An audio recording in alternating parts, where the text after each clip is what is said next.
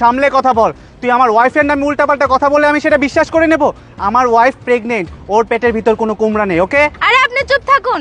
আপনি কি জানেন মেয়েদের পেট কিরকম থাকে আর আপনার স্ত্রীর পেট দেখুন কিরকম? আপনি ভালো করে চেক করে দেখুন, আপনার স্ত্রীর পেটের মধ্যে আমার কুমড়োটা রাখা আছে। আপনি ভালো করে একটু চেক করুন। হ্যাঁ তাই তো, আমারও কেমন যেন সন্দেহ হচ্ছে। ওকে নিয়ে যখন আমি বাসা থেকে আসলাম তখন ওর পেটের সাইজ লাগলো একরকম আর এখন লাগছে অন্যরকম। আচ্ছা নূপুর, তুমি একটু সত্যি করে বলো তো, তোমার পেটের সাইজ এভাবে চেঞ্জ হয়ে গেল কিভাবে? আরে তুমিও দেখি এই মেয়েটার মতো আমাকে অবিশ্বাস করছো। দেখো আমার কখন জানি ডেলিভারি হয়, এখন তো আমার পেটের সাইজ চেঞ্জ হবে বলো।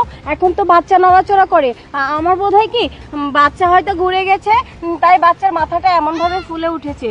আমি কেন ওর কুমড়ো নিয়ে আমার পেটে লাগাবো বলো? আমি সত্যি সত্যি প্রেগনেন্ট।